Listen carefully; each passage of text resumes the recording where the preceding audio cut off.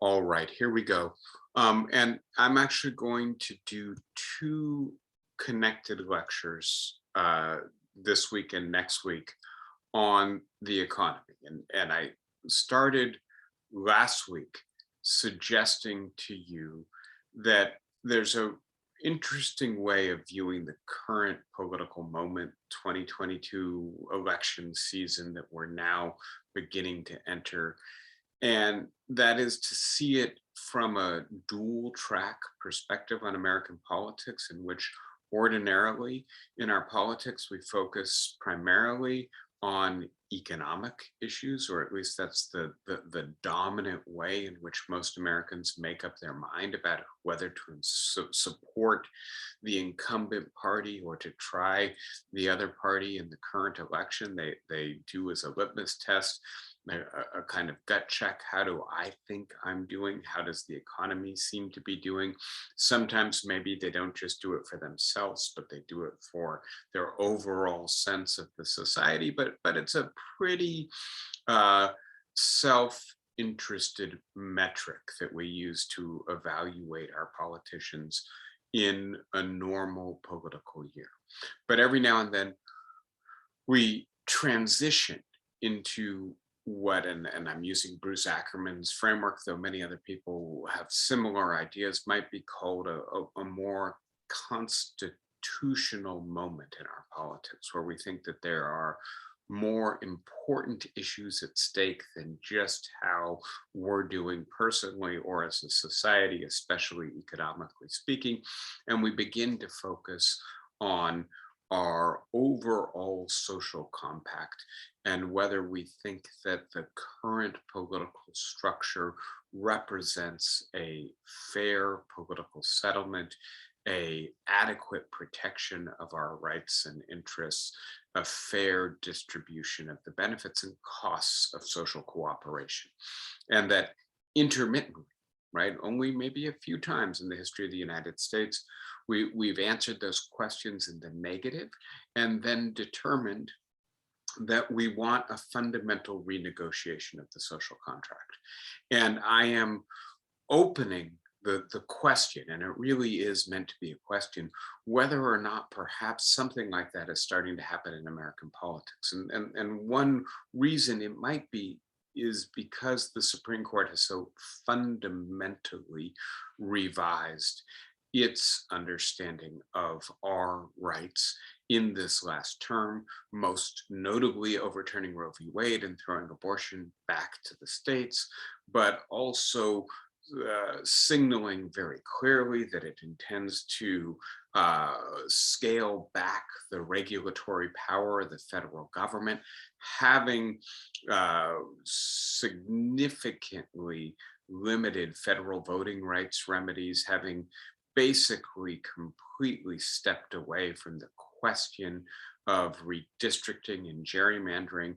I could keep going, but the Supreme Court has recently and over the last decade indicated that perhaps the understanding that we have taken for granted of our constitutional rights, the role of the federal government in our society, no longer holds. And so you probably saw that there was a referendum on the ballot in Kansas that aimed to take abortion away as a constitutional right in Kansas and then return it to the legislature to decide how abortion should be regulated. That's a state constitutional right, and that referendum lost handily. And that not only that, the voting patterns in Kansas suggested that even very conservative, very Republican, very rural, very red areas in the state rejected the referendum.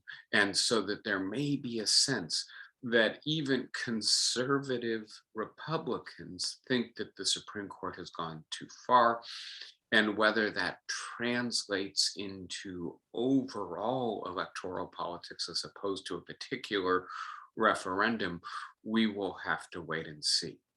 But having given that context from last week, I want to focus in the next 2 weeks on the economic side of the equation. So the kind of normal politics side of the equation is what that would normally be, except, and here I just want to note that if we accept Bruce Ackerman's framework for thinking about the last time we really had a popular constitutional moment in American politics, it was the New Deal. And it centered on issues of economic policy and the overall fairness of the distribution of costs and benefits, the level of economic inequality, concentration of wealth and power in our society, and that the idea that the American Constitution is, among other things, an anti-oligarchic document sometimes triggers constitutional issues, not only around questions of rights, but also around questions of distribution of wealth and power, at least when that distribution becomes too skewed, so concentrated that it appears that it threatens democracy as such.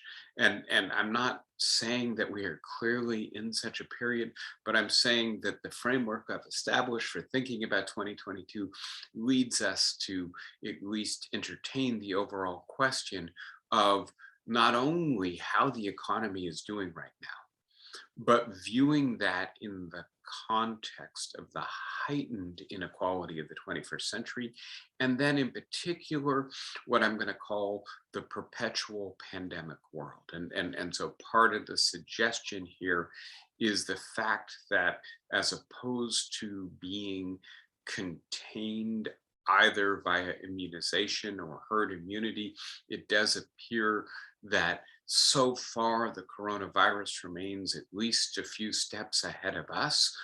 It's mutating and continuing to spread and continuing to impact the world's economy, that this is a new economic moment.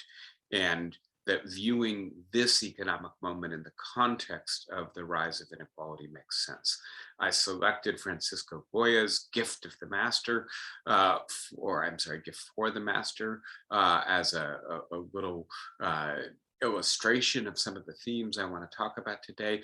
I like this painting because although it emphasizes economic inequality, right? We've got the groveling poor and the very rich encountering each other. It also emphasizes the psychological dimensions of inequality. You see the utter disdain on the face of whoever it is that is being offered this gift. And I do think when inequality becomes too extreme, it has not only an economic but a psychological dimension that it's worth paying attention to. So before we get into all of that, as I said I would last week, I think this week it makes even better sense to pay attention to the bill that has not, in fact, cleared the Congress yet and reached Joe Biden's desk, but it certainly appears with Kristen Sinema having given her approval to the bill, indicating that she will vote for it, having got a minor concession. It's worthwhile looking for a moment at what's now being called the Inflation Reduction Act, and whether or not, among other things, Biden and the Democrats get to go into 2022 claiming that they've had significant legislative success. And so now we have the American Rescue Act, right, the COVID relief bill. We have the big infrastructure bill, and we have the Inflation Reduction Act, in addition to some other more limited but important legislative accomplishments for the first 2 years of the Biden presidency. What do we make of all of this? And so let me start with the climate change initiatives, and this is the vast majority of this bill. I think I've got a typo here. I think that's supposed to be 160 billion. We'll see in a second. I've got the figures, not 260 billion, but we'll look in a moment. But well, let's look right now and figure this out. So the energy and climate programs by themselves are 160 billion. That's what I thought. And but then there are other climate initiatives, and I think if you add all of them together, you get up to that larger figure. We'll come back to that diagram in a moment, but for now, let's just enumerate the dimensions of this bill. There's an electrical vehicle tax rebate, 7,500 for a new car, 4,000 for a used car, and no limit per manufacturer, right? So Tesla and Toyota had already used up their quota, and those quotas are going to be removed. And so anybody who wants to get a Prius or a Tesla or any other electrical vehicle will have $7,500 if it's new, 4,000 if it's used, taken right off the top of the cost of the vehicle. We have tax subsidies to consumers for energy efficient appliances. Heat pumps would be, I think, the most important illustration of this. And so ways of heating and air conditioning your home that work more like a refrigerator works, which is to say by exchanging heat or cool air with the outdoors, much more efficient, much more sustainable. Tax subs, and by the way, that's just one illustration of the kind of consumer product or appliance that would be subsidized. Tax subsidies to industry to transition to zero emission energy production. And so this is right, encouraging utility suppliers to use and develop solar, wind, geothermal, maybe eventually tidal, but any kind of zero emission alternative to producing electricity. This is a major boon. And in particular, let us hope it will not only produce an accelerated transition in the United States in our overall energy infrastructure, but also encourage research and development of new technology, which it seems to me is the critical dimension in this fight. Penalties for industry, in particular energy production, that has substantial methane leaks. This is taking something that was a regulation under Obama and then rescinded under Trump and no longer capable of simply being reinstated as a regulation and making it legislation so that it can be enforced. Clean manufacturing subsidies, so various industries that are using energy, encouraging them to use clean energy sources. Set aside support for low-income communities. And here we have talked about this in the past, the idea that many cities where you are, Oakland or Richmond, California, have large areas that are called sacrifice zones, right? Where housing and industry or garbage processing or transport hubs are right next to each other. And we know that the air quality in the sacrifice zones is much worse than the air quality in many of the surrounding areas. We know that those areas tend to be Black and brown, African American and Latino concentration of population. They also tend to be poor. And we know that the residents of those areas have high incidence of lung-related health problems. And so support for both public health and cleaning the air in those communities is, I think, a really important measure of environmental justice in this measure. And then Joe Manchin, who was the main holdout and eventually with Chuck Schumer negotiated this bill, was able to get in this bill some stuff which most environmentalists are not very happy about, but nevertheless, the progressives in Congress have said that they are willing to swallow in order to get this bill through more public auctions of land for fossil fuel development and subsidies for fossil fuel development with carbon capture. And I want to be as clear as possible. That technology is really not efficient at scale yet. We will have to see if these subsidies are sufficient to incentivize research and development so that eventually we can get to the point where we have sustainable and economically viable carbon capture technology. Very quickly, this is not all there is to this bill, but let's just note for a moment, this is the first substantial environmental legislation this country has passed since 1988. It is its first substantial climate change legislation ever. Right. And I think I've mentioned this to you. When Joe Biden came into the presidency in 2021, there was tremendous excitement on the part of environmentalists because the first time ever the United States had a president who was saying that he considered climate change top of his agenda. And at the same time, the European Union was clearly making it a priority, and China was clearly making it a priority. The three largest economies in the world, the three most powerful blocs in the world, were all aligning, and it appeared like finally maybe the world would actually get something done before it's too late on climate change. And then Biden got hamstrung by Congress, right? And so the idea that perhaps the United States is finally beginning to do something about this, and that we may be able, as a result, to exercise some leadership and influence around the world, I think is extremely important. Bob, do you have a question or a comment? Yes, on part or note C, the transition or subsidies for clean energy industry. Does that include nuclear?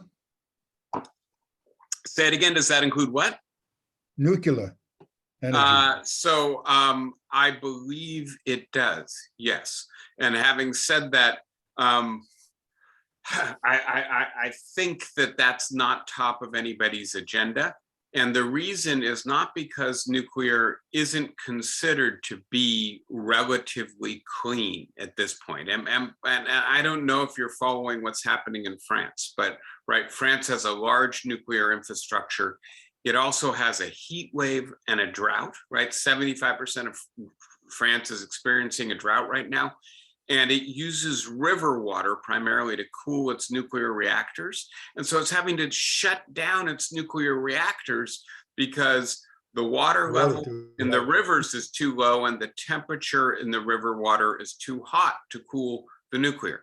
The reason I mentioned this in this context is because in terms of the time frame of building new nuclear plants, right? Typically, it takes at least a decade, often 20 years. And that's in part to do with regulation. And then there's a question about how you build them so that they work in a hotter world. And so I think economically and in terms of the time frame, it's much better to be pursuing solar and wind, especially wind right now. Seems to really have got a leg up in terms of the clean energy sources. Does that help, Bob? Yes, it does. Thank you. So let me get right back into it. So big breakthrough on climate change. In addition, big breakthrough on prescription drug issues, right? And so letting the FDA negotiate for the prices of prescription drugs in 10 different drug categories, hopefully eventually expanding, putting some price caps on some prescription medicines, putting an overall out-of-pocket cap on Medicare. Take this together, and I believe prescription drugs account for about 10% of medical expenses in the United States. This is the first substantial cost-cutting effort since Obamacare or the Affordable Care Act over a decade ago. Speaking of the ACA, it's also the case that the subsidies that were put in place during the early phases of the pandemic are now going to be extended for another 3 years. So then if we look back at that X-ray, which you can see, right, and I think this is interesting, important to notice, overall, this is actually a deficit cutting bill. It saves more than it spends. Please note that this is an old diagram, and so 1.5 billion of the savings, the carried interest change, was taken out by Kristen Sinema as a condition of her support. Feel free to boo and hiss. And on the other hand, right, the rest of this I think is accurate. And so between the prescription drug savings and corporate tax enforcement and IRS tax enforcement and those methane fees, this bill generates something approaching $800 billion and spends something approaching $500 billion. Now, just to put this in perspective, this is the original Build Back Better bill, right? And I think this is extremely important to see, right? That what started as a $2.2 trillion bill has now become a $500 billion bill. So, yeah, go ahead. Was somebody asking a question? No? Okay, sorry, I thought I heard somebody in the back. I'm going to go ahead and mute everybody. Feel free to unmute yourself whenever you want. Just this way, we don't have to worry about being quiet all the time. I'm going to circle back to this. And part of the reason I'm going to circle back to this is because if you remember the genealogy here, right? What became Build Back Better was originally the Green New Deal. And the Green New Deal, Biden ultimately decided was too strongly associated with progressives in Congress for it to be viable. So he relabeled it, but he preserved most of it and put it into his Build Back Better legislation. And of course, Build Back Better has died and been reborn multiple times in the last 18 plus months, right? I think we're on incarnation number 4, and it is substantially smaller, much more limited, right? So the money for childcare or paid family leave or universal preschool or most of the healthcare, all of the housing, that's all gone, right? And I just want us to pay attention to the fact that although this is a major legislative accomplishment, and I've got the quote here about making great innovations on the basis of slender majorities, clearly Biden was not in a position to really pass this legislation. We know that in retrospect with great clarity. We perhaps should have suspected it in early 2021. But having said that, this bill, I think, gave genuine hope for a less unequal, more cooperative America. The bill that actually passed, right, is really just a climate change and prescription drug bill. A little bit of ACA stuff, but it's not one that is going to stem the growing tide of inequality in the United States. And that's worth bearing in mind. Having said that, it is going to do tremendous good when it comes to climate change. And in particular, right, the United States made a bunch of pledges in Paris and then updated those pledges a couple of times since, and most recently in Glasgow. And so what you can see is that the reduction from the 2005 doesn't quite get us to where we need to be, but it gets us pretty damn close and much better than if our current policies would have stayed in place. It puts us within striking distance and hopefully allows us to build some momentum, both domestically and internationally, for continuing to bring greenhouse gas emissions under control before it is truly too late, before the kind of stuff that we've talked about in the past with runaway climate change takes hold. We are really fighting against the clock on this issue. Thank goodness that we were able to get something across the line. And frankly, though I'm not happy, obviously, in a sense, that the other portions of Build Back Better are for now sidelined. Having said that, this was probably the most urgent aspect of this, and it's worth celebrating that this got through. So let me now transition out of that legislation and into current economic conditions and data. And I'll start with the most recent job report. And as you can see, on the one hand, doubling what most economists expected. In July, the American economy created roughly 500,000 jobs, right? Which makes it the best month since early 2022, when the recovery from the worst of the pandemic was really beginning to take hold. Nobody expected that the job growth would be this strong.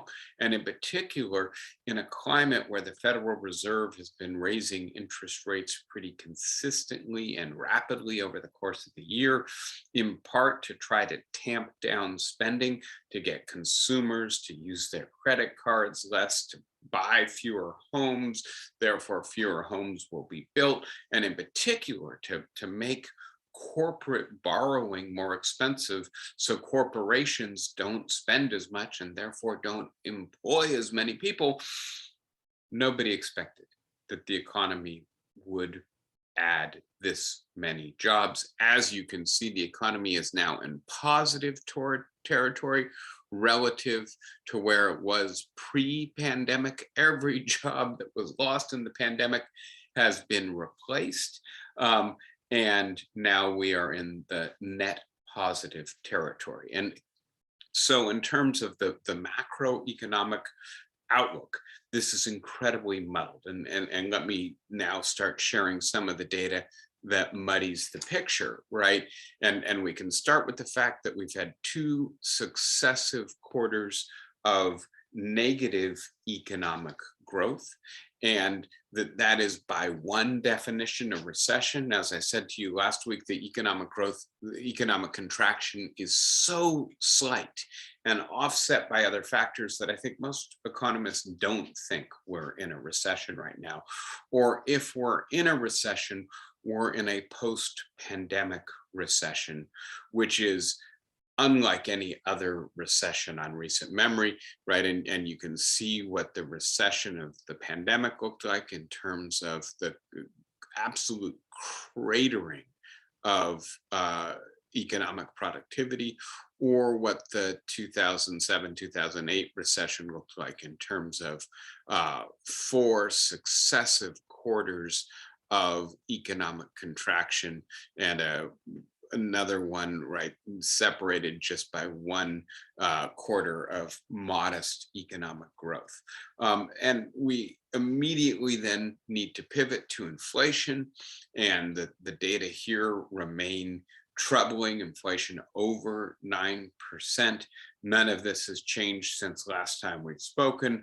What inflation means, right, among other things, is that your wages are worth less. And as you can see, even though there's been a lot of job creation, wage growth is not keeping up with inflation. And so the actual effect on this is to reduce the value of wages by about 3% overall. And this at a moment where almost every American family is having to spend more on everyday goods and services, on average $5,200 more this year than last year if we're buying the same things. And I've already pointed out to you, this is regressive because although richer families spend more than poorer families spend a higher proportion of their income on goods they really can't do without. And so they don't really have any choice but to pay the higher prices. They're already precarious. This is going to push poorer economic families over the edge of uh, unaffordability in one respect or another for many of them. And this is then reflected in consumer confidence and other data about what people think subjectively about the economy. As we saw last week, nearly 60% of Americans think that the economy is doing poorly. We're up to about 90% if you add in only fair, and only 10% thinking the economy is doing good or excellent. And that in a period where we've just created 500,000 new jobs. And so real economic cross currents at the moment. And that is, of course, relevant to the election, but I want to put this in a longer term perspective. And although there are different ways to think about the long term economic perspective, I think the single most important variable here is inequality, and inequality in income and wealth.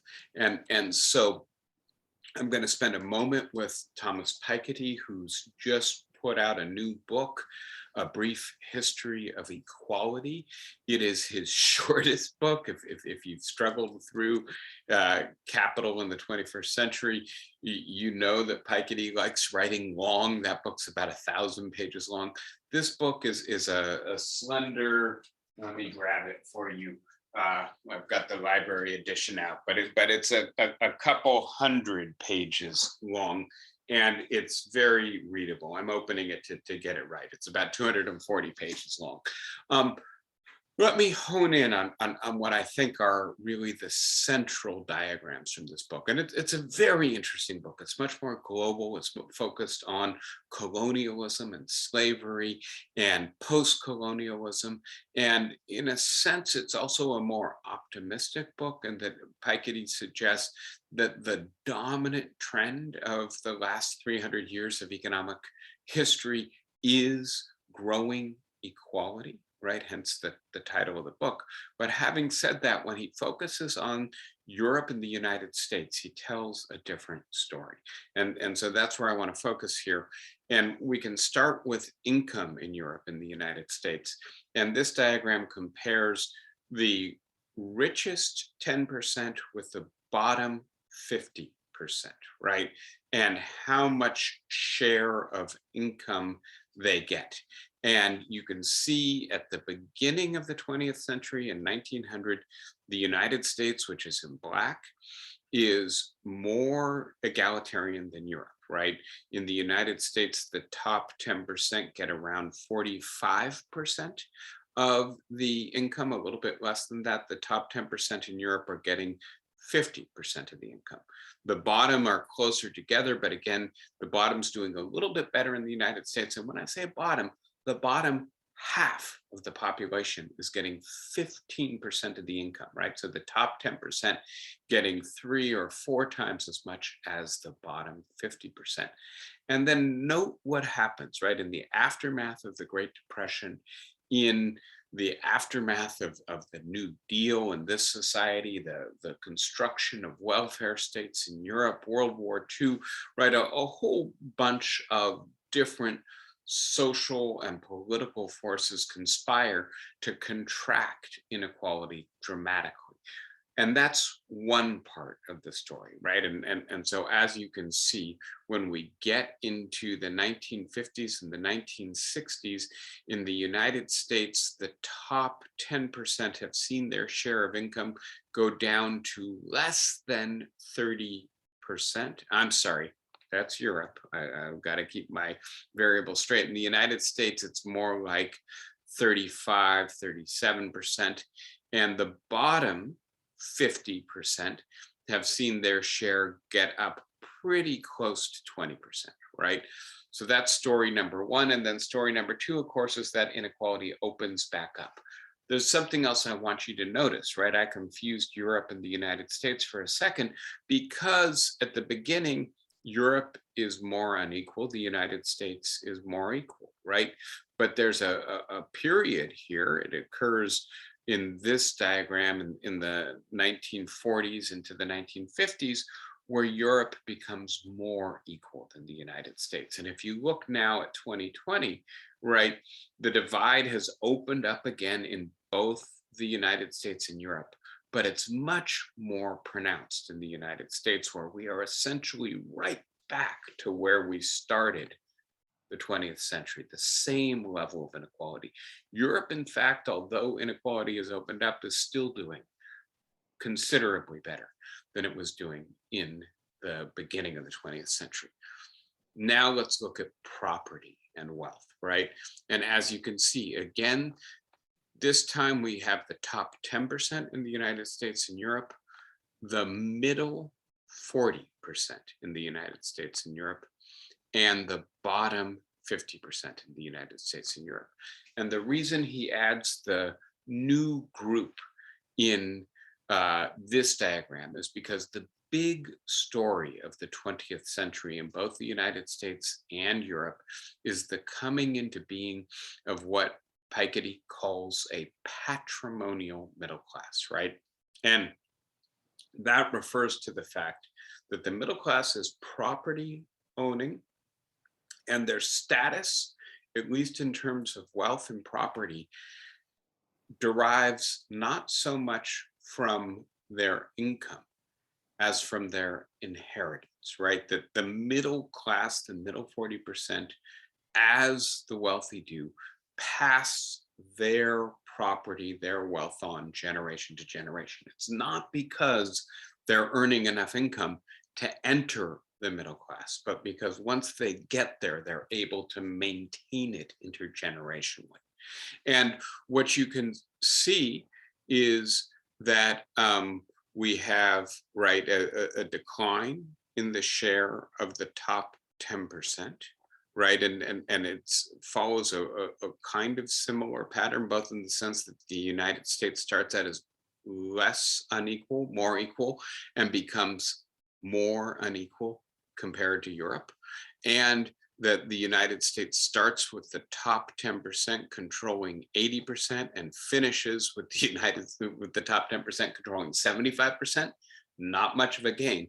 But then the emergence of the middle class, right, which actually is a little bit advanced in the first half of the 20th century in the United States, but then is overtaken by Europe and really starts to decline in the last 50 years, since 1980, really, in the United States, to the point where the middle class, who might have owned, right, 15% of the property, are now up to owning 25% of the property.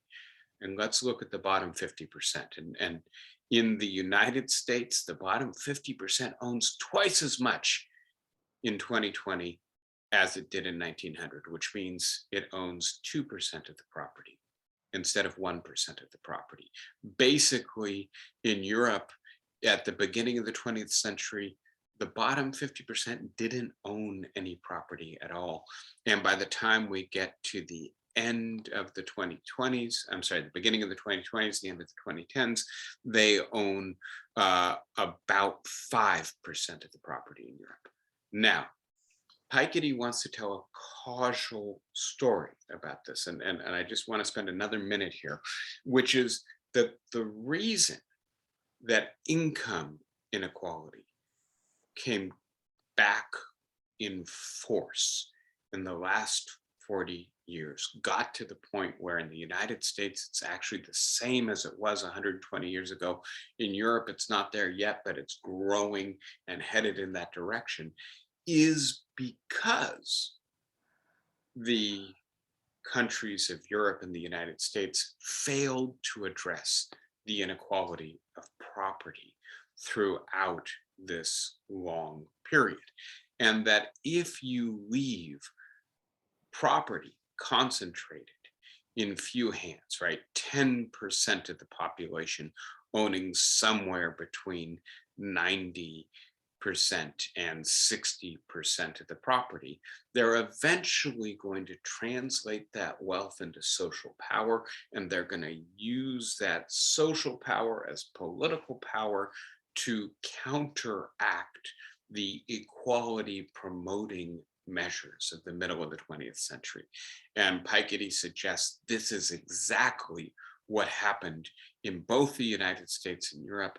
And so the lesson for this, for a New Deal, and we'll get to this at the end, he thinks a New Deal has to be a Green New Deal, is that we need to not only address inequality in income, but inequality in property if we are going to be a genuinely egalitarian and democratic society. Now that's kind of the punchline, right?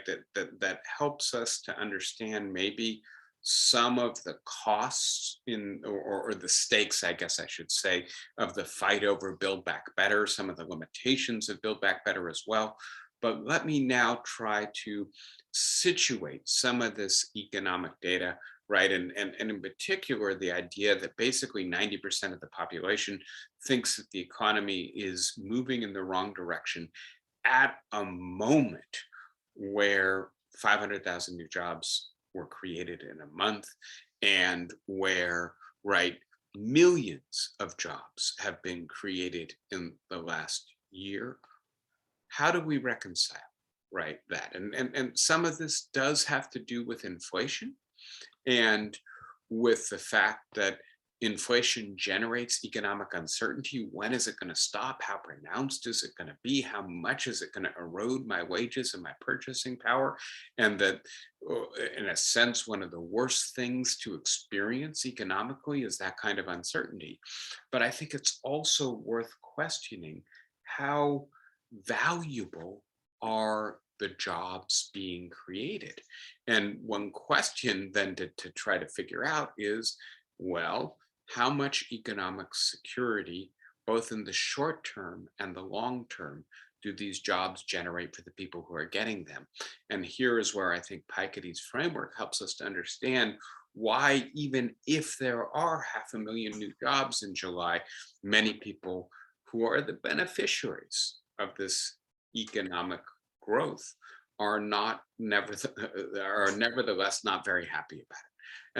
And so to help to see what's going on here in the American perspective, and I want to concentrate for the remainder of the lecture on the United States, I'm going to bring Robert Putnam, our old friend, back in and help get his help in explaining where the inequality came from. Right. And so starting with the progressivity of federal income tax and overall taxes in the United States, as you can see, the black line is all taxes, right? Went from being not at all progressive to being quite progressive to being not at all progressive. Same thing with federal income taxes. And then when we look at estate taxes, we could tell the same story with corporate taxes. Basically, what we see is that the United States government used taxes to confiscate wealth and redistribute income in the period in which we got more equal, and then stopped doing that in the period in which we got more unequal, and that this is an incredibly important variable. And part of the reason that it stopped redistributing, stopped being so progressive, is because the wealthy were able to translate their concentrated wealth into political power, despite the fact that clearly the majority of Americans were not benefited by returning to a more unequal society. What does undermining equality look like? Well, a decline in union membership. And please remember, right, that the vast gains in union membership in the first half of the 20th century were facilitated by pro-labor legislation, and the rapid decline in union membership was facilitated by anti-labor legislation in the second half of the 20th century. look at what happened to the minimum wage, right? After going up and up and up for the first half of the 20th century, it's been going down in terms of its value ever since. These are adjusted dollars, right? So to keep the metric constant. Um, this is what I'm going to call social disinvestment, right? And I'm going to talk about education in the first instance as a key aspect of social disinvestment. And what I mean by this is if you stop collecting taxes, if you don't tax the wealthy, if you don't tax the high income earners, you gain less revenue to spend, and you can't use that revenue not only to help the least well off to afford their necessities or to avoid degrading poverty and precariousness, you also can't invest in things that are good for everyone and for the economy as a whole. And one really clear example of this is education. And these figures are not for expenditures on education, but for graduation rates. And as you can see, that whole period of equalization, the United States graduated more and more people from high school. And we led the world in creating a right to public high school education. And then, right as those schools were integrated, right as the neoliberal revolution was beginning to take hold, as Putnam puts it, we took our foot off the gas. As I would like to say, we disinvested from public education.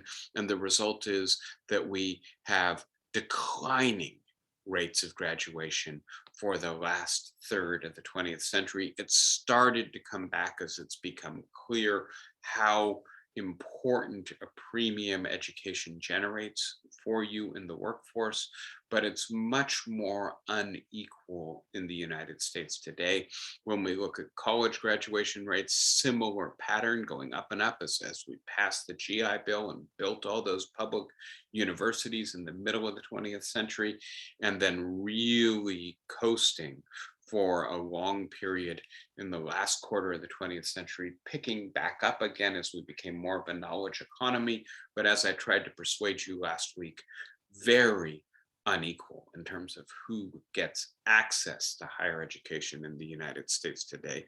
This is part of how the patrimonial middle class transmits its privilege intergenerationally by affording both gaining access to and paying for higher education for their children and grandchildren. So, what do social disinvestment and rising inequality do to a society? This is economic mobility, intergenerational mobility. And I think this is just stunning. It's worthwhile looking at for a moment, right? The level of intergenerational mobility, the ability of somebody born poor to end up middle class or rich, is climbing. And the data only go back to 1945, but it's climbing in the middle of the 20th century, and then U-turn starts to go downward and has been going down from the 1970s ever since, right? So we have become really the most immobile developed society in the world. We have the least chance of being born poor and getting rich of any society. And not directly correlated with this, an independent variable, but I think nevertheless, we can understand some of the social connections here. Deaths of despair, right? And these are suicides and alcohol related drug overdose deaths. And these are deaths that went down, right? Again, for the first half of the 20th century, and then started to go up and have been really climbing for the last 20 years. And so our inequality is bad for us. And I think is part of then the bigger social picture around what is happening to the economy and our society. We can't lose track as we look at the data from 2022 of everything that has happened to us in the last 40 or 50 years, how much more unequal we've become, how much less valuable a large swath of jobs have become in the United States. And I want to focus on another dimension of social disinvestment here. And it's not just social disinvestment, it's complicated. But I've been looking at Jenny Schutz's book, Fixer Upper, How to Repair America's Broken Housing System, and some other data. And I think there's something really important to see in this data, which is basically that almost everywhere in the United States where there is economic growth and the possibility for mobility and prosperity, there is a housing shortage. It used to be concentrated in New York and Boston and Washington, D.C., and San Francisco and Los Angeles, but it has spread to Seattle and Portland and Miami and Dallas, and then to many other places in the West and Midwest, right? This diagram shows you places in Georgia and Florida and Michigan and Alabama that used to have a surplus of housing, now have a modest or severe shortage of housing. And so many Americans are housing stressed. Many more simply can't get to afford to live in the places where the economic growth is occurring. And Schutz, who is an economist, estimates, and I find this astounding, that the US economy is fully 36% smaller than it would be. Our GDP is 36% less than it would be if we had an adequate supply of affordable housing around the areas where job creation is occurring, right? And so there would be a lot more people employed in San Francisco and New York, but also in Las Vegas and in St. George, Utah, or Prescott Valley, Arizona, et cetera. Lots of places with actually good economic engines, but housing is unaffordable.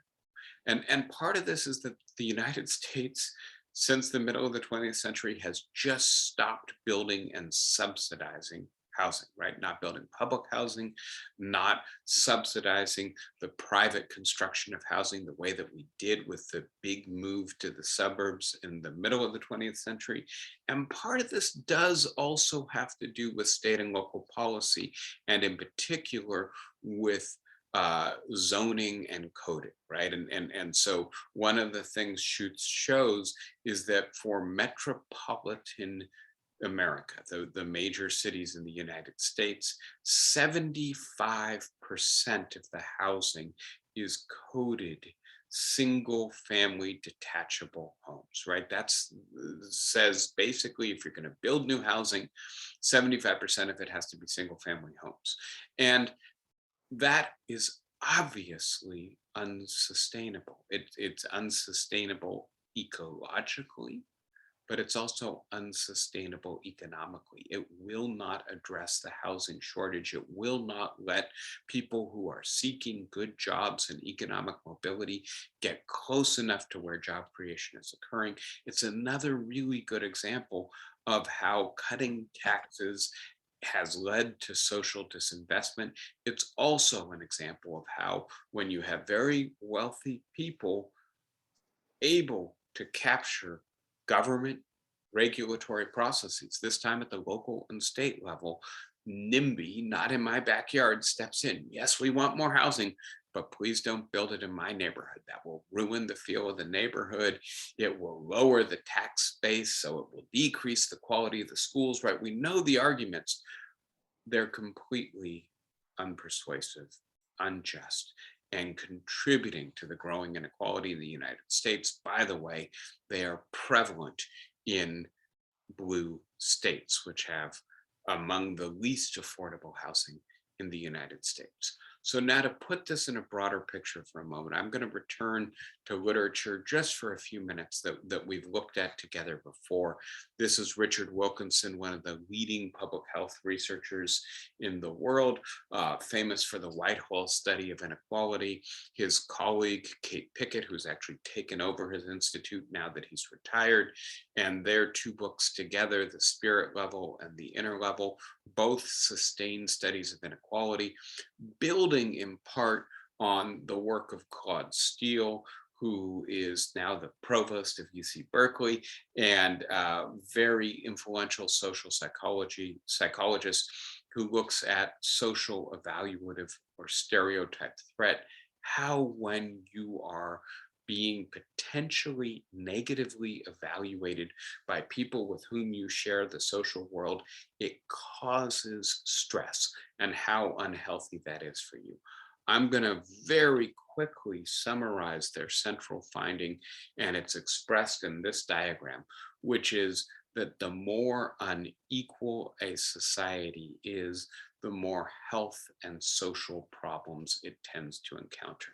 And this is true for life expectancy or mortality, childhood educational results, infant mortality, homicide, imprisonment, teenage births, trust, obesity, mental illness, and social mobility. So on this axis, we have all of those problems combined into a single index. In this axis, we have inequality going from low to high. And as you can see, if you're in a more equal society, fewer social and health problems. In a more unequal society, more health and social problems. The United States is both the most unequal and the most problematic society using this methodology. And having said that, again, I think that helps us to situate the question of whether or not Americans should be happy with the economy in 2022. It's not just a question of the short-term data, it's a question of the long-term trends and what it's doing to our politics, our society, our health, our well-being. And what Wilkinson and Pickett show is how this works, what the causal mechanism is that is leading more unequal societies to be more unhealthy and unhappy societies. And the simple way to put this is in the more unequal societies, the distance between the social strata or layers is higher and bigger. And so when people are looking at you, either looking down at you from above or looking up at you from below, they see more difference, they pay greater attention to those differences, and as a result, everybody experiences more social evaluative stress. And so then one way of thinking about Piketty's data is that we started the 20th century here. In the middle of the 20th century, we compressed the pyramid. And in so doing, by making a more equal society, we decreased the social distances between the strata and made people more comparable and then less prone to social evaluative stress. When we looked at each other, we saw fewer differences, more commonality, and that means there was less likelihood of social evaluation causing stress. And then in the last 40 years, we've gone back to the steeper pyramid. They express this idea. And by the way, Piketty, I sometimes get tripped up because we've got Pickett and Piketty, two of the authors I'm talking about today. Piketty argues for similar conclusions. He's less psychological than Wilkinson and Pickett, but they're all looking at the same thing, right? The naive view is that income inequality is just income inequality, right? It's only a problem if the bottom is too low, and so people end up poor, or it looks unfair. And what Wilkinson and Pickett say is a more accurate view is that inequality brings out features of our evolved psychology, right? We're social primates. We came from very hierarchical and status-centered social groups. So we have an evolved psychology that pays a lot of attention to dominance and subordination, superiority and inferiority when it's there in our social world. So that inequality affects how we treat each other and feel about ourselves. Inequality increases status competition and status insecurity. It increases anxiety about self-worth and intensifies worries about how we are seen and judged, whether as attractive, unattractive, interesting, or boring, etc. I'm going to just spend another couple minutes on this, if you'll let me. One way to express this is that in a more unequal world, there is a scarcity of economic security that leads to greater competition. That in turn undermines cooperation, which produces greater scarcity. And so one of the big stories of Putnam's narrative in the upswing is that we became a more cooperative, more solidaristic, more communal society in the middle of the 20th century. We stopped competing, we started cooperating, we started taking care of each other. At least that's true for white Americans, Americans of European descent. And the result is that there was less scarcity and the precondition for greater cooperation. He thinks that actually ultimately contributed to the success of the civil rights and women's rights movement. But returning now to the Wilkinson and Pickett analysis, they say the following: the more hierarchical a society is, the stronger the idea that people are ranked according to inherent differences of worth or value, and the greater their insecurities about self-worth. Irrespective of individual differences in skills and abilities, in such countries, people's social position is taken even more as indicating their worth as superior or inferior. Inevitably, this exacerbates social evaluative threat and people's status anxiety. Social comparisons become more fraught, increasing insecurity and self-worth. Everything from physical attractiveness and intelligence to leisure activities, skin color, aesthetic taste, and consumer spending take on greater meaning in terms of rank and worth. And I want to point out, this is from Wilkinson's original study, the Whitehall study. One of the things he found looking at workplace stress is the more stress you experience on a regular or chronic basis, the shorter you live, the higher your mortality rate. And then if we look at this, you can see that in societies with high inequality, everyone is experiencing more status anxiety. In societies with medium inequality, people are experiencing less, and in societies with low inequality, still less. And one of the reasons it's valuable to look at this simultaneously is to see that the amount of stress being experienced at the very top, the top 10% in terms of income in a high inequality society, is comparable to the level of stress being experienced in the middle income of a medium inequality society and in the lowest income deciles in a low inequality society. So this doesn't just hurt the worst off, although it hurts them more. It hurts everyone across the board. So what can we do about this? And here I'm just going to point in this direction. We'll come back to this next week in a little bit more detail. But Piketty has what I think is a really provocative proposal for a new Green Deal. And that is what he calls universal inheritance. And the idea is that you take the average level of wealth in your society and you guarantee everyone that age and he says 25 just as a marker. I would probably try to make it a little bit earlier and maybe a little bit distributed over time.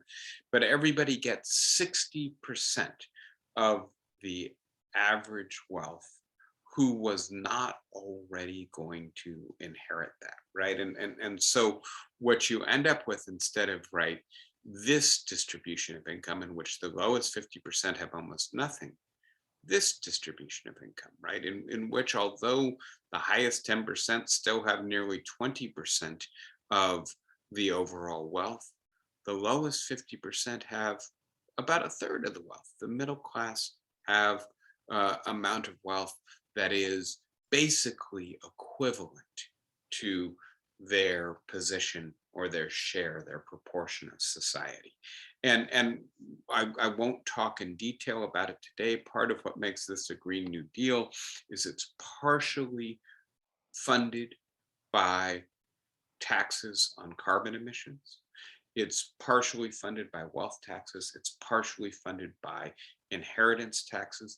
It would put high taxes on people who have 10,000 times the average wealth of the society, relatively high taxes on people who have 1,000 times the wealth. But everybody else, actually, their tax rate would be very low. So I think as we begin to think about the question, what should we be talking about as we enter an election period, it shouldn't just be how many jobs did we create in July? What's the rate of inflation? It's also, what is the social context in which people are actually being influenced by those economic data points in 2022? And how does that differ? And how might it differ depending upon who is elected this election and next election and over the course of the decade we've just begun? All right, everybody. I know I went on for a long time. Flossie is waving at me. I suspect you have something to say. Go ahead and unmute yourself, Flossie. You're still muted. You're still muted, Flossie.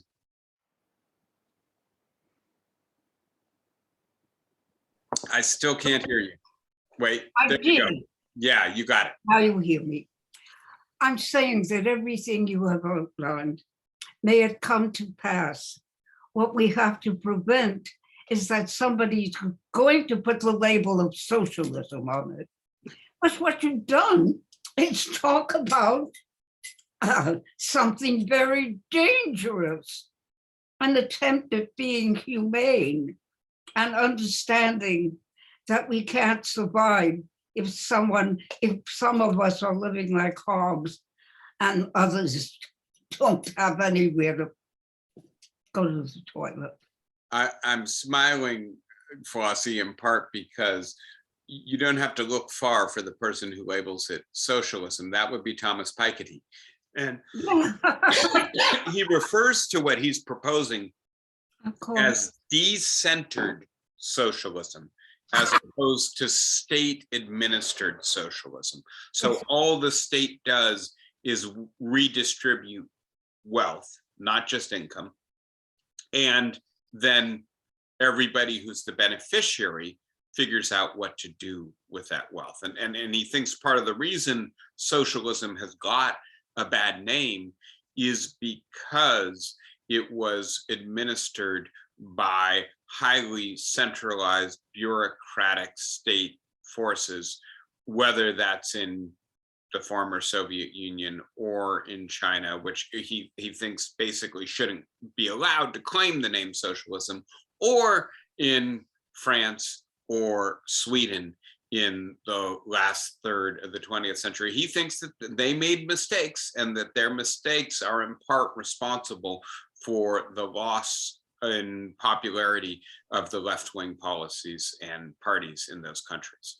And so he favors a different kind of socialism. I completely agree with you, Flossie. If we're talking about doing this for America, we have to lose the label socialism, decentered or otherwise, and just start talking about fairness, equality, supporting people so that they are not economically vulnerable, as you put it. So everybody has, I'll change the language slightly, a pot to piss in. John, go ahead. I just wanted to add something to your discussion about the politics of this issue. Back in the 70s and 80s, it was generally accepted. Let's see, that seems to be David. I think. Can you shut your audio off? Yeah, I just shut your audio off. Oh, I'm sorry. I didn't mean to think I had it on. Okay, thank you. In the 70s and 80s, it was a widespread debate about growth inequality. And the predominant view among economists, not all of them, but it was that equality is all very well, but countries that are less equal will grow faster. And then there's been a debate about that ever since, and it became something of a consensus view that at least for lower income countries, that's not true. Equality leads to higher economic growth, but lots of people still maintain that you have to sacrifice something in economic growth if you want to improve equality. And there are a lot of people, there are others who argue strongly against that using all sorts of statistics. I didn't want to take any particular position on it, but it has been a very influential argument about economic policy over the last half a century, I guess. Yep. I had to unmute myself because I wasn't sure if I was causing the feedback there. And I'm gonna not be able to really produce this for you today. It would just be me holding up the book. So rather than that, let me show this to you next week, because Piketty has a very strong view on this, and his view is very clear, which is that the highest rates of redistributive taxation coincide with the highest rates of growth in the United States and Europe, right? And so I don't think that per se decides the issue, but it certainly takes something away from the claim that it is the case that equality competes with growth. Let me just for a moment see, I don't know if this changes the way you guys see things. I'm seeing John up big, but the diagram that I'm trying to hold up to you shows you that there is, in fact, a strong positive relationship between the progressivity of taxation and the rate of growth in Europe in the 20th century. And so it's an interesting effort to intervene in that debate. Others, and anybody else with the question? It looks like Marion, you have your hand up. Go ahead. You'll have to, oh, no, you're unmuted. Go ahead. Can you hear me? Just fine. Thank you. Yeah. Okay.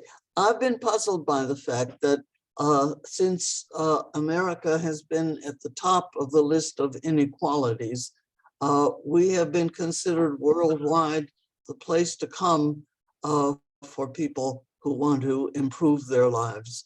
It doesn't make any sense. Well, so I'll say two things, Marion. One of them is that there's something called the halo effect or the residual effect, right? So that this was the case, and the data show that at the beginning of the 20th century, right? We did not have an hereditary aristocracy.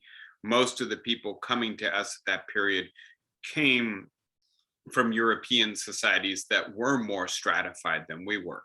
But it hasn't been the case for coming up on 50 years now, right? And so some of this is just out of date. The second thing is to notice you've got to pay attention to who is emigrating to the United States, right?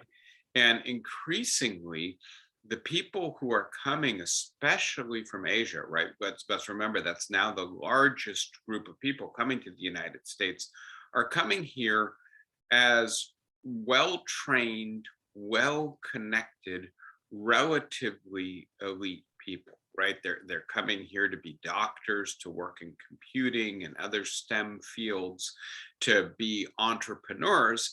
And it's a pretty good place if you're going to enter in the top 25%, right? To maybe make more. And then if we look at another class of people coming to the United States, I'm thinking in particular of refugees or people claiming asylum and refugee status from Latin America and Africa. They're coming to the United States, I think, less because there's economic mobility in the United States and more because there's political stability, right? They're trying to escape war, prosecution, drought, famine. And although they may not be able to move up the economic ladder in the United States, at least for the time being, we appear to be a pretty stable place. And so, right, different stories there, but your point is well taken. Certainly, we can no longer adhere to the doctrine of the Statue of Liberty, send us your huddled masses, and here the streets are paved of gold, right? So it says Barbara's iPhone. Who is that with your hand raised? You got to unmute yourself. It's David, Barbara's husband. Hi, David. And, Go ahead. Hi, David. Go ahead. what I wanted to ask was the fellow who wrote the book about the redistribution of wealth. I'm old enough to remember Milton Friedman and Richard Nixon's notion of redistributing income as a way to reduce inequality. And I take it that the author of this new approach, relying on the data that you showed it, that wealth is ultimately more of a root cause of inequality, believes that it is a better bet than redistributing income as a solution to the problem. Yeah. So actually, David, can you now mute? Because thank you. The author's Thomas Piketty, and yes, and I want to be as clear as possible, right? Since Milton Friedman wrote, since Richard Nixon and Ronald Reagan took up ideas that came out of the Chicago School of Economics, there's been a revolution in the nature of inequality studies. The data is much better now. It goes back much longer. It's much more detailed. Part of this is a revolution in computational power, right? And I don't claim to have the technical wherewithal to do this, but Piketty is part of a gang, an international gang of economists. There are probably 20 of them who are doing this research. And it's I was joking about how long his earlier books are, but part of the reason these books are so long, and there are a lot of them now, is because an awful lot of them is given over to data analysis. They're pretty technical. And so yes, I think the claim here is that income equalization done in isolation, and I shouldn't say equalization, redistribution done in isolation, is not only insufficient, and so I'll say a little bit more about what Piketty says here. He says, look, if you create a decent ratio of income, top to bottom, say 10 to 1, right? The people at the top are earning only 10 times more than the people at the bottom, and you make the income at the bottom decent, right? So that you actually don't have to worry about being precarious, about losing your housing or affording to be able to pay your medical bills if you're at that bottom income group. It still doesn't give people, on the one hand, the freedom to be the masters of their own economic fate. You basically have to take the job that's offered to you. And the result is that you're still in a hierarchical society, a society in which economic differences translate into power and status differences. And that's bad and unhealthy for everyone. So, right, that's argument number one. If you give everybody, and by the way, the figure there is around $160,000 at age 25, right? Let's just take that as a baseline scenario. Then guess what? you can pursue your education, you can start a business, you can buy a home, you can turn down the first job offer you get and say, I'm going to wait for something better. And the result is, Piketty speculates that the whole society is going to become more decent as a result of everybody having a baseline level of economic power that it lets them resist indecent treatment, bad jobs, right? So that's argument number one. Argument number two is, if you let these really vast inequalities of wealth continue, pretty soon the wealthy are using their wealth to undermine the legislation that produces income equality or narrows income inequality, right? And so if you really want a stable egalitarian society, you have to address the wealth differences in addition to the income differences. The problem with the New Deal in the United States, the welfare state in Europe, is that it concentrated on income without also tackling wealth. And pretty soon the wealthy pushed back, captured political influence, and were able to undo the equality promoting institutions. So that's the short answer to why Piketty is not going the income route, but going income and wealth simultaneously. All right. And anyone else? Have a good lunch. Thank you so much. You guys take care, and I will see you next week. We'll continue along these lines. Take care, everybody. Bye-bye.